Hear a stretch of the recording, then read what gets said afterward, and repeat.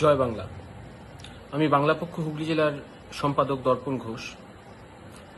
নতুন যারা যুক্ত হচ্ছেন, নতুন যারা সহযোদ্ধা হচ্ছ, আপনাদের প্রত্যেককে, তোমাদের প্রত্যেককে আমার আন্তরিক অনেক অভিনন্দন জানাই, জাতীয়তাবাদী রক্তজবা শুভেচ্ছা জানাই।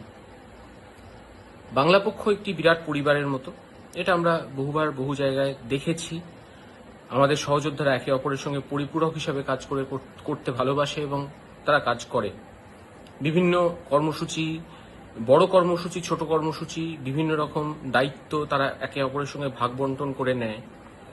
অতএব বাংলা পক্ষ করা বা বাংলা পক্ষতে যুক্ত হওয়া মানে যে একটা স্বাভাবিক ধারণা তৈরি হয়েছে যে দাদা হোয়াটসঅ্যাপে যুক্ত করে নেবেন ইত্যাদি প্রভৃতি, এখানে কিন্তু আমরা আবদ্ধ নই। প্রত্যেককে যারা যুক্ত হচ্ছ তাদেরকে আন্তরিকভাবে অনুরোধ যে একটু সময় বার করে যখন সময় পাবে সেই অনুযায়ী অবশ্যই কর্মসূচিতে এসো।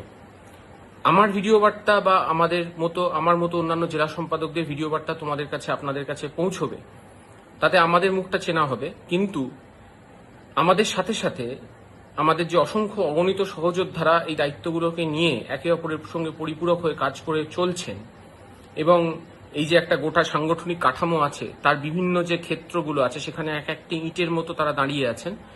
এই প্রত্যেকটা মানুষকে, এই প্রত্যেকটা বাঙালিকে চেনা দরকার। আমরা কিন্তু বাঙালির নেটওয়ার্ক তৈরি করছি, যেটা গর্গ চট্টোপাধ্যায় থেকে শুরু করে আমাদের শীর্ষ নেতৃত্ব, আমাদের বাংলা পক্ষর শীর্ষ পরিষদ সদস্যরা বারবার বিভিন্ন জায়গায় বলেছেন। আমরা এই বিরাট নেটওয়ার্কের একটা অংশ, নিজেকে এই নেটওয়ার্কের অংশ মনে করাটা খুব গুরুত্বপূর্ণ। 1 নম্বর। একই সঙ্গে এরপরে দুটো কথা আমি উল্লেখ করতে চাইব। আদর্শিকভাবে শক্ত হওয়া, জাতীয়তাবাদ কি, বাঙালির জাতীয়তাবাদ কি, বাংলা পক্ষর যে সমস্ত বইগুলি আছে বা ম্যাগাজিনগুলো আমরা যেগুলো বার করেছি সেগুলোকে একটু খুঁটিয়ে পড়ার দরকার আছে, একে অপরের সঙ্গে আলোচনা করার প্রয়োজন আছে এবং সেই জন্য কর্মসূচিতে আসার এটা যেমন একটা দরকার, এটাও তেমনি একই কারণে একই রকম ভাবে দরকার যে সেখানে গিয়ে মত বিনিময়গুলো হবে, একে অপরের সঙ্গে পরিচিত হওয়ার একটা বিরাট বড় জায়গা আছে।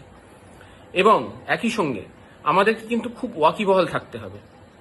শুধুমাত্র হিন্দি রাষ্ট্রভাষা নয় ইত্যাদি প্রভৃতি, এগুলো যেমন একটা খুব সরল সাদা একটি সত্যি কথা, তার সঙ্গে সঙ্গে রাজনৈতিক প্রেক্ষাপটে ডিলিমিটেশনের মতো ঘটনা ঘটছে। ভূমিপুত্র সংরক্ষণ আইনের বিরুদ্ধে এবং পক্ষে সওয়াল উঠছে এবং বাংলা পক্ষ কিন্তু প্রত্যেকটা ক্ষেত্রে অগ্রণী ভূমিকা নিচ্ছে।